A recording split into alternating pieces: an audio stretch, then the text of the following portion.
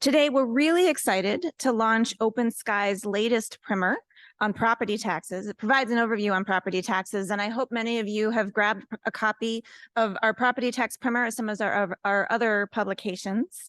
In our primer on property taxes, we wanted to break them down into the real nuts and bolts of how do property taxes work, so that we can all engage in a more informed discussion of how property taxes fund our cities, our counties, our schools, and other local subdivisions around the state, as well as options to consider to ensure that property taxes are affordable for taxpayers. I'm so pleased that we have a very distinguished panel for this important discussion. Our panel will explore the market forces that influence land valuations, consider pitfalls to avoid from property tax reform efforts in other states, and suggest some effective solutions for Nebraska to consider going forwards. And then we'll save some time for audience questions at the end. So to start us off, we're really pleased to have Senator Jana Hughes from LD24 to moderate this conversation. And she was sharing with me that she happened to have left her superhero cape back in her office, but we know she has one. So over to you, Senator Hughes. For reference, that was because I was going to come here and just solve the property tax issue. Wouldn't that be something? Because this is something I did not hear one thing about on the campaign trail. I'm joking. All right. So I am so happy to introduce these guys on our panel.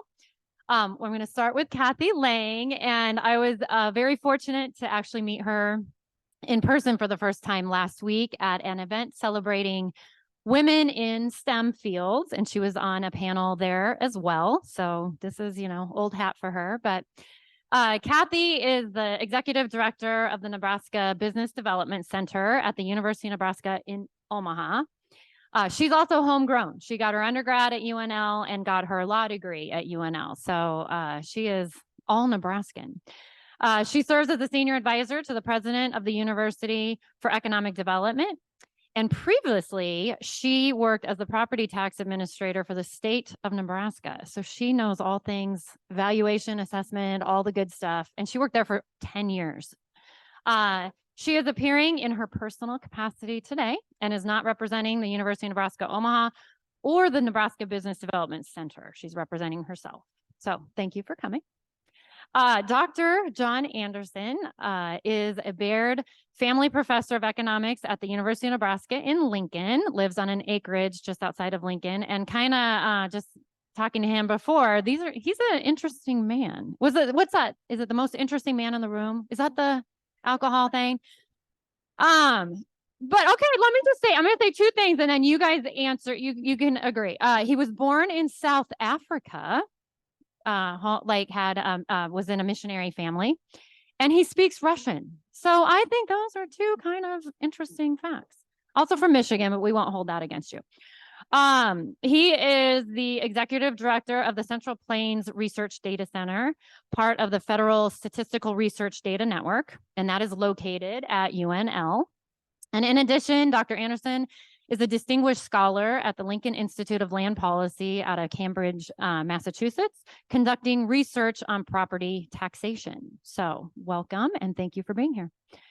Last but not least, we have the Iowan at the end of the row. He is a Hawkeye. I am so sorry. University of Iowa grad over there. He works Deputy Director of Common Good Iowa. And Common Good for you guys is something similar to an OpenSky here in Nebraska. So Common Good Iowa is that equivalent, if you will, in Iowa. It is a Des Moines-based nonprofit, and it uses data and analysis to support people-centered policy solutions for the state of Iowa. So prior to joining Common Good, Mike worked for 21 years as a news and sports reporter and served 3 terms on the West Branch Community School Board. And is that also by where you live now? Right outside of Iowa City. All right, very good.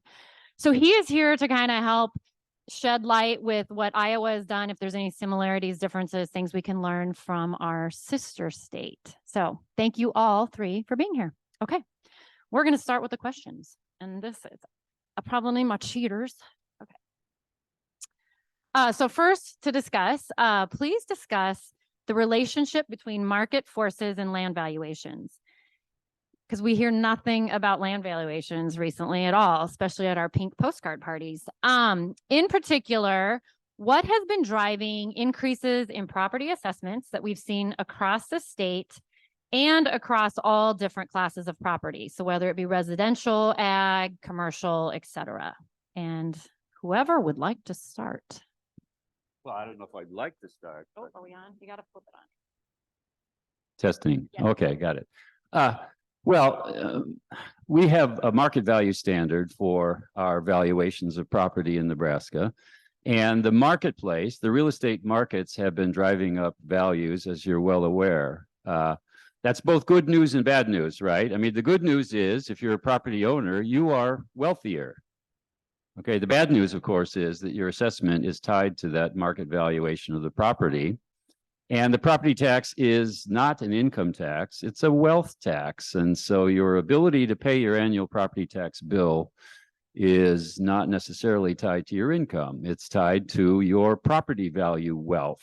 And so the history of the property tax is that it's based on ability to pay in a wealth sense, not an income sense. But fundamentally, the real estate values have been going up across all classes of property because market values have been going up, and that's true in agriculture as well as residential property. So the values are following the marketplace, and because we've got a market value standard for all of our classes of property, the assessments are going up as well. So let's let Kathy chime in and add to that. So I am a strong proponent for following the Nebraska Constitution. So in all of my years in property assessment, the Nebraska Constitution forms that foundation upon which the property value equalization and taxation function is based. And I think the importance of having a uniform and proportionate valuation system assures, to the greatest extent possible, equality measured by the property wealth in a district. Is it perfect? Of course it is not.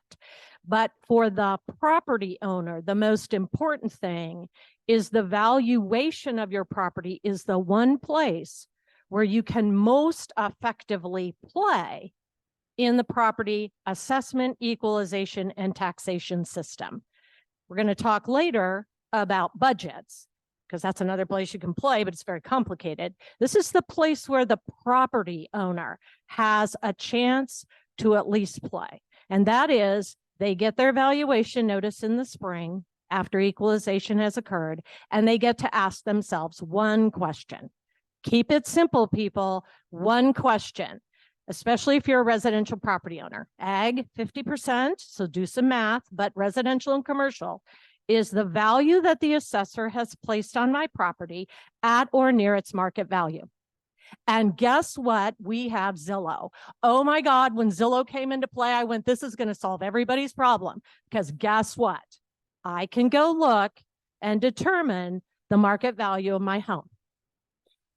And now I get to say to myself, is that valuation accurate? If it is not, I can protest. I can go to my county board and protest that value. But that's where I can play. And we need to make sure in a taxation system that kind of deviates away from the taxpayer the way the system will and does, they've got to have a place to play. And they can play right then and there in the spring of the year to determine if their valuation is accurate. Now, there's all sorts of other questions. Is my value accurate along with John's value, along with Mike's value, along with the senator's value? Because I want to make sure they're all paying their fair share based on the value of our properties. That's another point. But that's where you got to play. You've got to keep it simple. I am a strong proponent of market value. You can find it, you know what it is, it's out there, and you can at least determine if that starting point for you is accurate. Uniform and proportionate valuation. So how do you really feel about that, Kathy? No, I'm just kidding. She's very passionate about that. The property tax has long been a topic of debate in Nebraska. Can you give us some history on how we've gotten to the current system?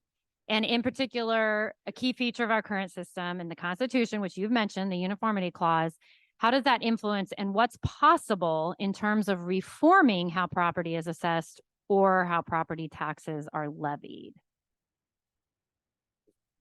Okay, so I'll do a little bit of the history part. I had to do homework last night on this one, make sure I remembered everything. One of the things, as I have stepped away from this role back in 2006 and have looked at it from a different lens, is no one would care about the value of their property but for the fact that it creates a tax consequence. And everybody immediately believes that for every dollar my value goes up, I'm going to now have an increase in my taxes, which is why it drives everyone to sort of a frenzied pitch around value. Back in the 60s, we put down a fork in the road and we said, the state is prohibited from levying a property tax for state purposes. So we hit a fork and we said, here's state purposes, here's local purposes. This is all property tax. This is all sales and income tax. I would argue today, there probably should be two really important conversations and two really hard conversations. What government funds at what level and from which bucket is it funding it? Because we fund local government from property taxes. And then we take a whole bunch of sales and income tax money and throw it over the fence to fund local government. And we also take a whole bunch of this money and throw it back to the taxpayer as a credit on your property tax statement, as a potential homestead exemption, and as now a refundable credit on your income taxes. So we're funding a lot of stuff, mixing things together, which to me, I always equate to a bunch of peas on a plate, and you're swirling the peas around and you think you're dividing it into nice little buckets. And it's just a mess. So I think there needs to be a conversation about the structure of government in Nebraska and what we fund with those buckets of resources, because we've got it all mixed up, in my opinion. One of the observations I would have is that, as Kathy has said, we care about our assessments because it affects our tax bill, right? But just because my assessment goes up doesn't necessarily mean my tax bill goes up, because the local government jurisdictions could roll back their rates that they apply and collect the same revenue. They typically don't do that over time. And, you know, so we've got various mechanisms to try to deal with that. The typical taxpayer is in a position where if you don't like your property tax bill, what do you do about it? Well, what you ought to do about it is go appear before the school board and tell them, because they're the biggest collector of property tax. You need to go before the city council and talk to them. You need to go before the county commissioners and talk to them. You need to go to the Natural Resources District and talk to them. And who's going to do that, right? It's a lot easier to just challenge your assessment, which is the wrong way to go about it, unless Zillow indicates that you're somehow way out of line, the assessor is way out of line. So we've got this inappropriate dynamic in the system where people find it easier just to challenge the assessment rather than being responsive to the local government units if they're not caring for the mechanism. We do have the pink postcard process that has been referenced before, where at least you're being informed if the local government unit is not rolling back the tax rates proportionately with the increase in assessments. And we could talk more about that if we would like to later, but I'll stop. All right, thank you for that.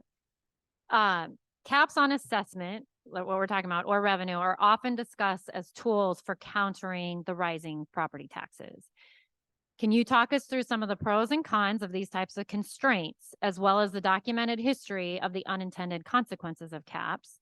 I'm not sure where Iowa is on this, so we might have something from Mike down here at the end. And what are some of the challenges of these kind of measures? What do they pose for us in the long run? Well, the caps ultimately distort what's happening with property values, right? If you're capping the rate of increase, you're limiting the rate of increase, and you're going against what the market is signaling to you about the relative values of properties across locations within your county or within the state, and across classes of property as well. So you're purposely distorting the property values, and that is inequitable from an economist's point of view. Now, some states, try to deal with that. My history goes back to Michigan, as has been referenced. They have what's called the Headley Amendment, a state constitutional amendment, where they limit the rate of increase in property values for tax purposes to 5% per year. But then when a property is sold, they revalue. And so they limit the distortions that way, although it's an arbitrary way, because it depends on how long a property owner owns the property as to how distorted things get and when it resets. Or you could go the way of California with Proposition 13, right? And limit the rate of increase to 2.5%, or Massachusetts, which limited property taxation to 2.5%.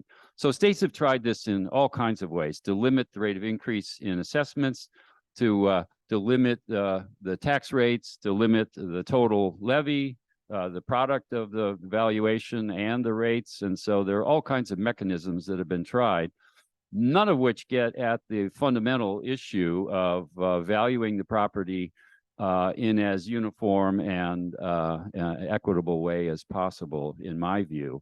They're all sort of Band-Aid attempts to try to deal with the issue that don't really solve the problem. And so I'll go back to uniform and proportionate values. So John and I live in the same school district, and John is in a part of the school district where market values are increasing, let's say 8% per year. Good for John. We're very excited for John in that regard. I live in a part of the district where my property value on my home is increasing at 2 or 3%. And so the cap is 3. I go up my full market value, don't I?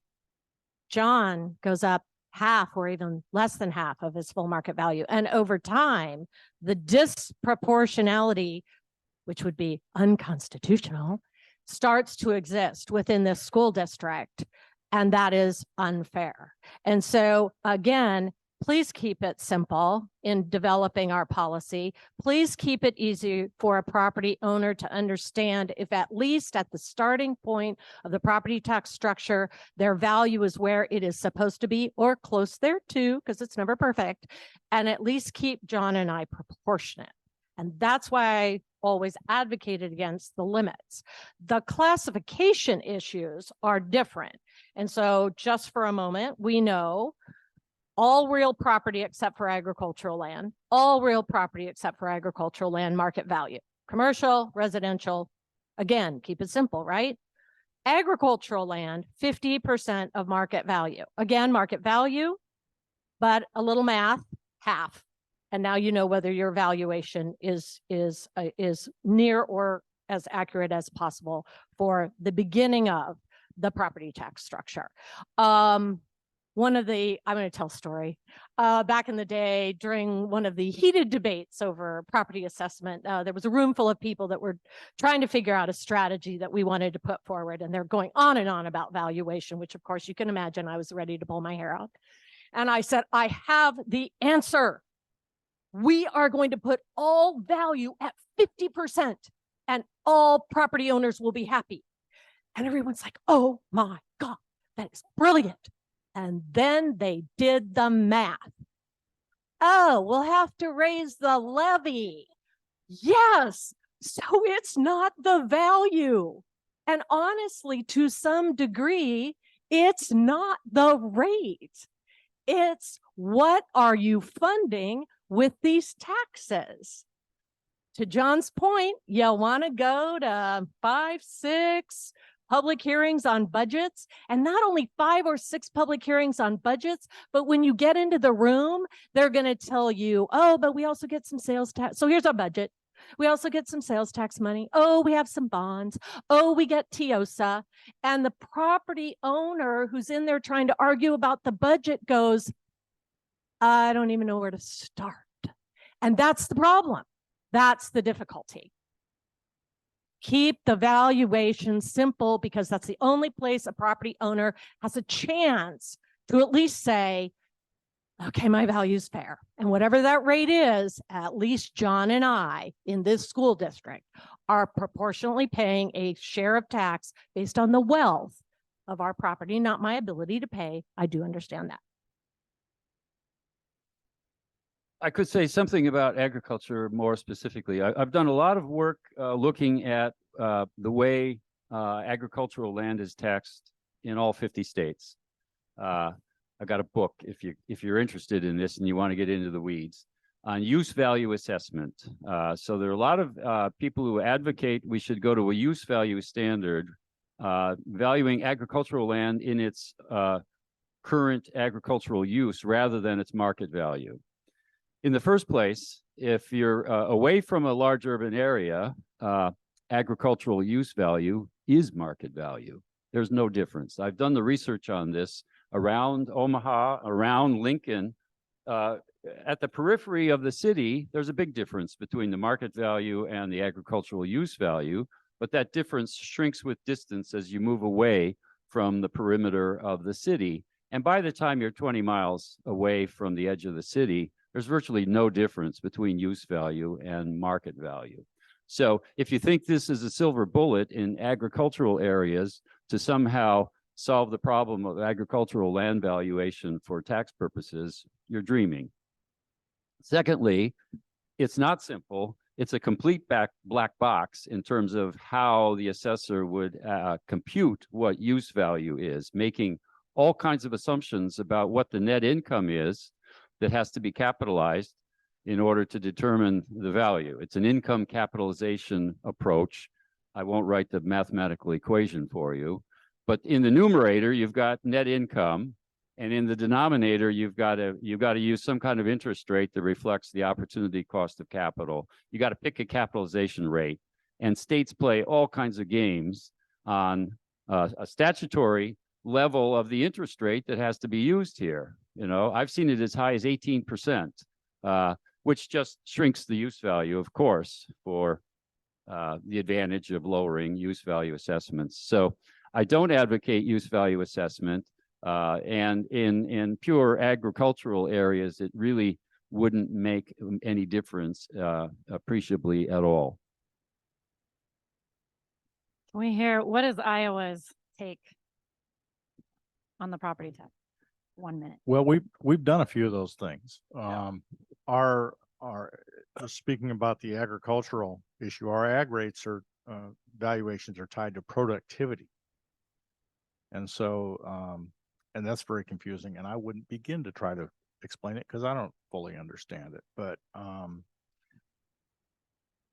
the different things I'm hearing here and what you're facing in Nebraska, you know, Iowa has become really a giant petri dish for tax policy.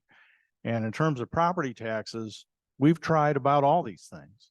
And they meddle with valuation, meddle with assessments, they meddle with levies, they meddle with revenues. And, you know, currently, for example, the most recent bill that passed on this, they limited by class of property growth to 3% in the valuation. And if you're going above that, your revenues that you are allowed to draw are less. So they restrict the revenues that you can draw from those by class of property. I was told the other day by a legislator that some people are looking at trying to do that by property parcel, which is talk about simplicity. So I really like the idea of simple, but it's not in the property tax area in Iowa. Thank you. So we've established that the panel here thinks that we need to keep it simple and uniform and fair. So if we do, are there other options to help property owners afford their property taxes when valuations increase? And I've heard the stories of people, retired on fixed incomes, and they're getting so high that they can't even stay in the home that they're living. What other tools are in the arsenal of property tax policy? For example, targeted exemptions, circuit breakers, or changes in the flow of intergovernmental transfers. And I would like someone to it was for myself, I needed this, and maybe some other people do. If someone could explain circuit breakers in layman's terms, that would be great.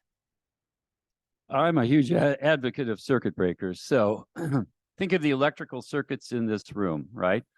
If there's some problem with the electrical circuit that overloads the circuit, we've got a circuit breaker box somewhere here and the circuit breaker will trip when the circuit becomes overloaded. So the analogy is in tax policy, if your property tax bill relative to your income goes above some level, right? You're overloaded, then the circuit breaker trips, and typically this then triggers an income tax credit that refunds to you a portion of your property taxes. So this takes the state's property tax contribution, so to speak, and means tests it, right? So that you're providing the relief to those who need it most, those who are most overloaded. So think property tax bill divided by income, a broad measure of income it has to be. This is typically done for residential properties and would also typically apply to renters, a portion of whose rent is actually going to pay property taxes as well. And so you can put this mechanism on the state income tax with a refundable tax credit, and this adds to the progressivity of your income tax system. So even if you went to a flat rate income tax like Iowa is aiming toward, or like Michigan has had for years, you can still have an element of progressiveness to your income tax system when you have a circuit breaker like that. So it's a way to target your property tax relief using state dollars to those that need it the most. And I think, we're currently spending at the state level, we're spending about $1 billion in relieving property tax burdens through all of the mechanisms that we've got. If we rolled all that together, homestead exemptions and the current other credits, you could have a very powerful circuit breaker targeting property tax relief to those that need it the most. And so to John's point, we don't have a circuit breaker, but what we do have most recently is a refundable income tax credit of about $375 million. So I'm going to do just a couple numbers for John's point. We have a property tax credit that shows up in your so that you get through your income. So refundable income tax credit that you get through your income tax. So you got to file and you got to get it, which, by the way, there's been a whole lot of articles about how people aren't going to get it. So it's an untapped opportunity. The property tax credit actually shows up on the property tax statement, so it runs through local government. It started out in 1999. No one gives Governor Johanns, former Governor Johanns, credit for this. He was the first governor to have a credit. 1999, $25 million. Last year, $313 million. And then we have TIOSA, which is over $1 billion. That's offsetting what otherwise would be property taxes. But John's point is you could actually take those resources and make them more targeted.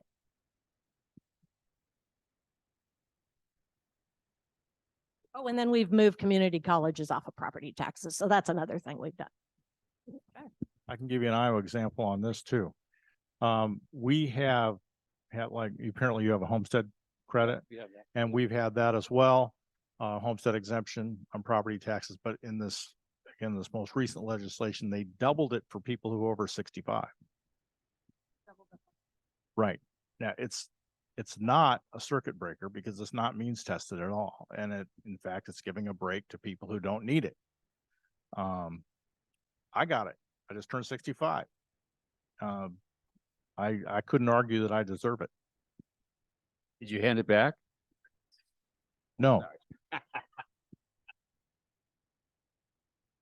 All right, very good. I think we're opening it up now for, unless anybody wanted to add anything to our topics. So I would like to urge everyone to go to the Nebraska Department of Revenue, the Property Assessment Division.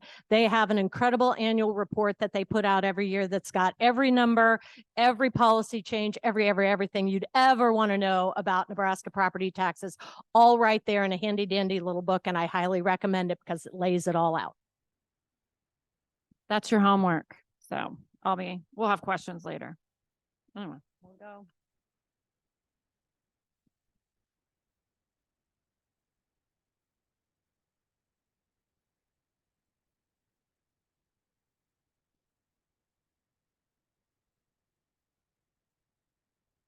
Hi there. My name's April Beck. I'm an elementary principal, so I know I'm completely out of my league here. But I married a farmer, and so this topic is really interesting. And I feel compelled to ask some experts about some things that Kurt and I debate. So I think it was John, you talked about if you don't like your property tax, blah, blah, blah. And you said, go to your school board. That really struck a chord with me. I'm wondering what the experts think about forced consolidation, like what happened in Iowa, and what that means. Because I think if people go to my school board, they'll say, well, we'll close our doors. We'll consolidate. Because I don't know whether or not consolidation lowers property tax. But I'm wondering what any of that might mean and what that means for our really small schools in Nebraska. So the change in school structure, the change in school structure in Nebraska has been incredibly dramatic. We are now down to probably less than 250 school districts in total. And when I was a law clerk at the Department of Revenue back in the day, in my earliest opportunities of understanding property assessment, we probably had 900 or 1,200. So consolidation has occurred. And I would argue if you look at the property tax chart, I'll go do it this way, the property tax chart, property taxes continue to do this and this and this and this. And so government consolidation is a really slippery slope in terms of what you think you can save if you're trying to target it for property assessment. If you're trying to target for government efficiency, there may be some there. But again, most people would tell you it's probably not so much in the rural and far more in the more populated urban areas where consolidation can actually make a difference.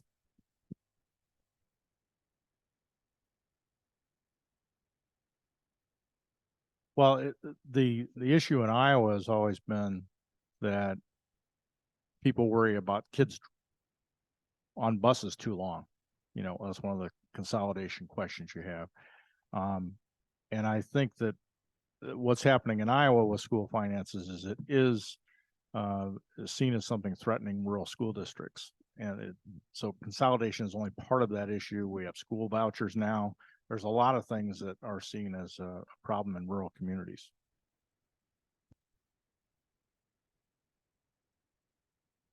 Hello. Oh,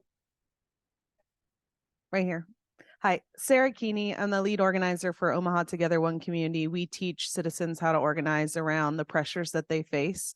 In 2021, we had several families coming to us saying that their valuations, which hadn't moved much at all over several years, in 2021 saw around 200% increases in specific neighborhoods. In one case, 1,000% increase. And we met with the county assessor at the time.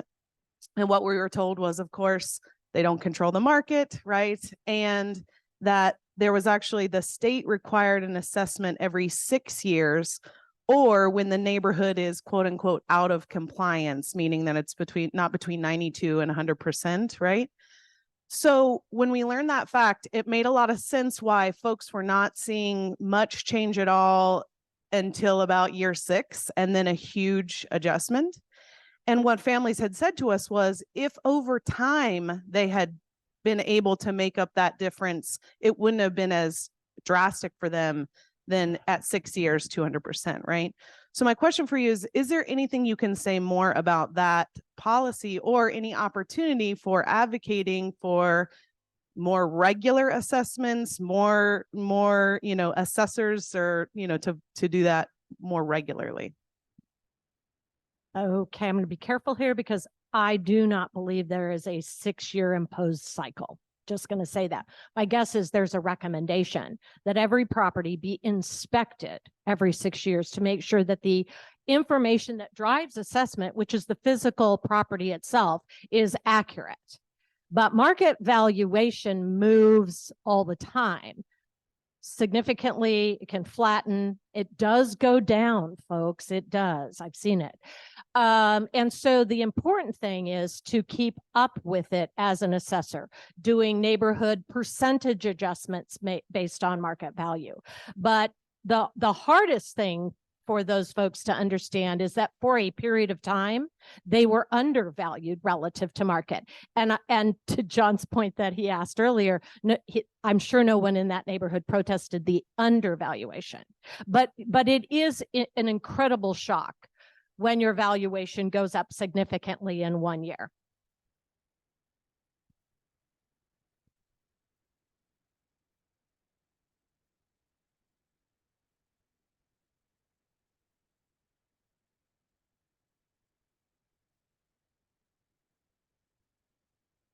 And she still has the ability in that year that it went up 1,000% to look at that number, go somewhere to determine if in fact that's the accurate number. I say Zillow, and determine if in fact that's accurate. And it could be an increase that's inaccurate, especially if they did a market adjustment for the neighborhood. And so she could then protest that to bring it down. So your reference of the assessor needing to keep it within 92% of true market value is an important feature, right? If assessors get too far out of line, right, the state has an equalization process that, in order to provide equity across jurisdictions, will apply an equalization factor. And part of the complication here is to avoid the situation where an assessor would artificially keep assessments low in order to increase the amount of state aid that comes through the state aid formula, the TIOSA formula. So it prevents gaming the system that way to keep assessments close to market value. So there are complicated interactions here between the assessments, the property tax system, and how that feeds through in the state aid formula, the way that school districts get state aid. Okay, I just want to say one thing on that really quickly. Back in the day, I distinctly remember Dodge County Board of Commissioners publicly saying, we're going to keep our valuations low so we can get more state aid. This is pre-TIOSA, folks. This is pre-TIOSA. That doesn't happen anymore because the state aid formula requires that the property tax division of the Department of Revenue adjust the aggregate values of the district based on the percentage relationship to 92 to 100. And so a county board cannot game the system for their school districts by suppressing valuation anymore. Well, they can keep it at 92 instead of 100. But I think we still adjust. Yeah, I think we still adjust. The old Thank Senator you Frieden. for being here today, and it's a very interesting topic for me. First, I want to clarify, I think a statement made up there, ag land is taxed at 75% of value, except when school bond issues, then it's taxed at 50% of value. One thing recently was in the newspaper, it was talked about Section 42 housing, low-income housing, and how I think Lancaster County is now looking at that. And when I, as a ag producer, I've always looked at too, is how we should value ag land on its income producing ability, and always run into that uniform and proportional clause. And so I guess with this low income housing, when I've looked at that in the past and when that's being brought up now, is that constitutional what they're doing? Does it meet the uniform and proportional of our Constitution? I'm glad I'm up here in my personal capacity. the issue around low-income housing is that the argument is that there's an arbitrary suppression of the income that the property can otherwise get because it is low-income housing. And there's all sorts of public policy around the fact that it's important to have low-income housing.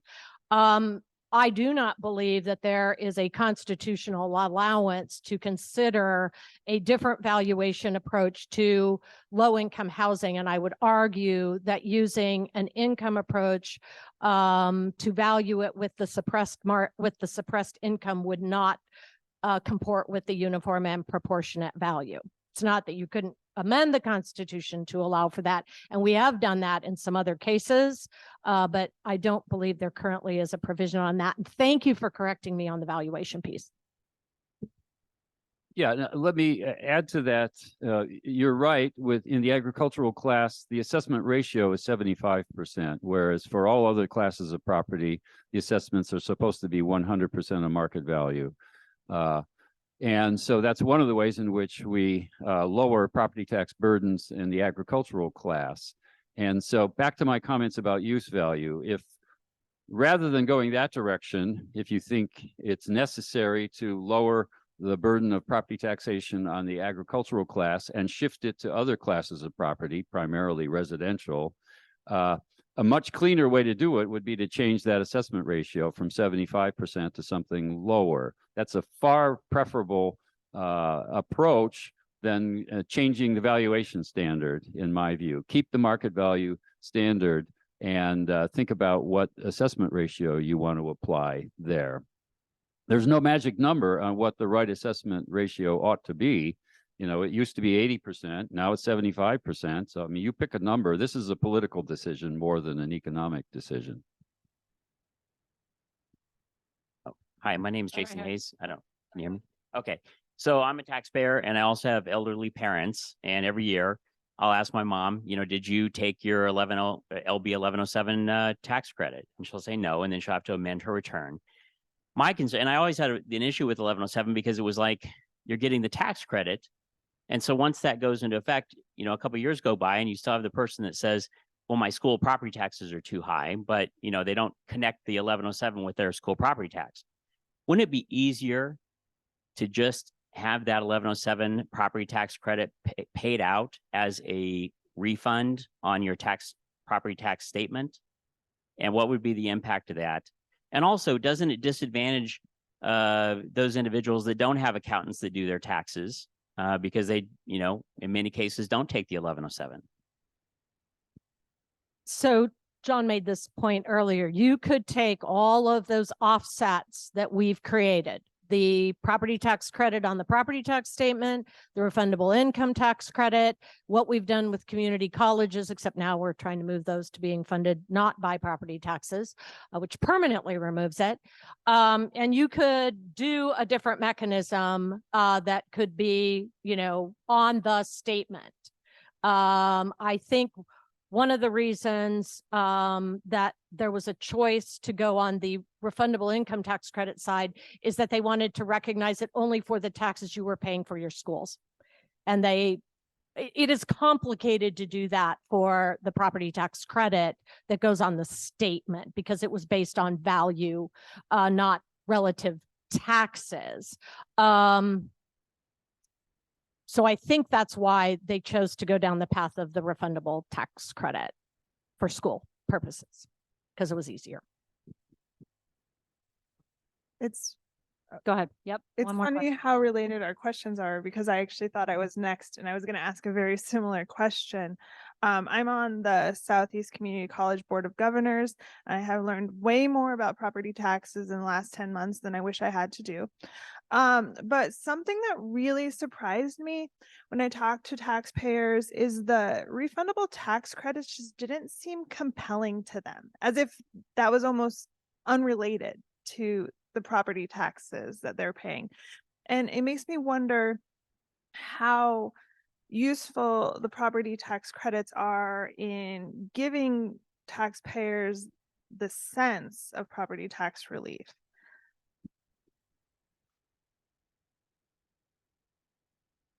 Yes, the disconnect creates a problem for property owners. People would probably rather see it on the tax statement that they get because they can actually see the line there. I think it also goes back to a fundamental, very difficult conversation in Nebraska about what we are funding with the various taxes that we have. What is a state purpose? I remember a conversation that occurred that perhaps all teacher salaries should be a state purpose, and we'll just pay all teacher salary out of sales and income tax dollars. Because think about the $1.1 billion that we are giving in TIOSA aid that property taxpayers never see. I think it is the state of Minnesota that actually has a line on the tax statement that says, oh, by the way, if we didn't have TIOSA, here's what your property taxes would have been.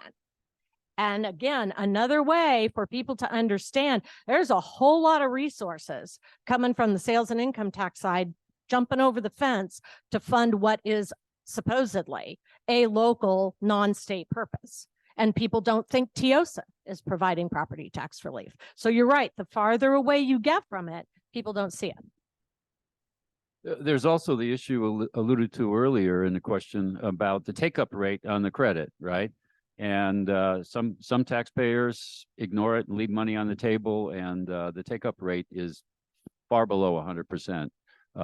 So it's not reaching everybody that it's intended to benefit. All right.